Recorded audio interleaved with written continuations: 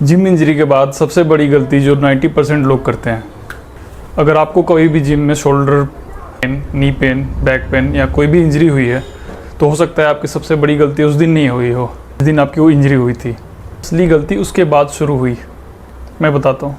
मैंने ऐसे लोगों को देखा है जो स्ट्रॉन्ग हो गए और ऐसे लोगों को भी देखे हैं जो 6 महीने बाद भी वही खड़े हैं। दोनों की इंजरी लगभग एक जैसी थी, फ़र्क सिर्फ रिकवरी अप्रोच का था।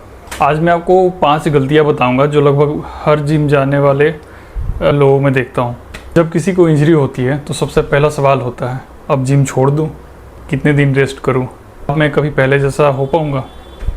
यहीं से इंटरनेट एडवाइस शुरू हो जाती है।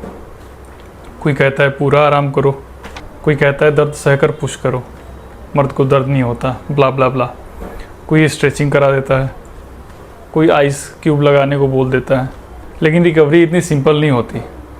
अगर आपको ये समझ में आ गया कि अब बॉडी रिकवर कैसे करती है तो आपकी रिकवरी आधी वही पूरी हो जाती है। मिस्टेक नंबर 1, कंप्लीट रेस्ट ही इसका इलाज है। इमेजिन कीजिए, बेंच प्रेस करते समय शोल्डर में पेन हुआ, अगले दिन अपने जिम में जाना बंद कर दिया।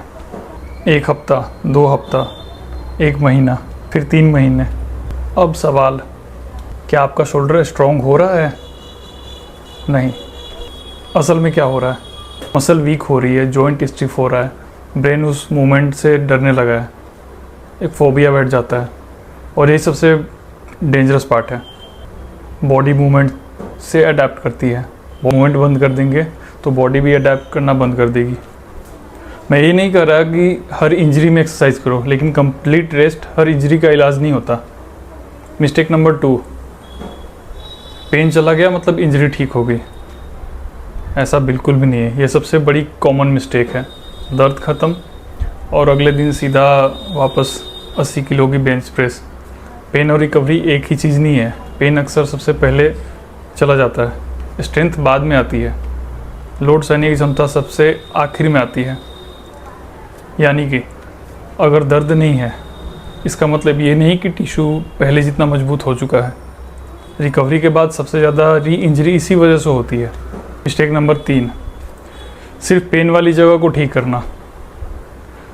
शोल्डर का पेन है तो shoulder massage, shoulder stretch, shoulder exercise.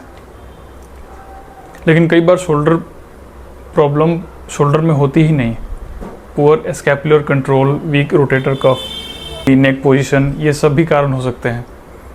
अगर रूट कॉज नहीं ढूंढा तो पेन जाएगा, फिर वापस आ जाएगा।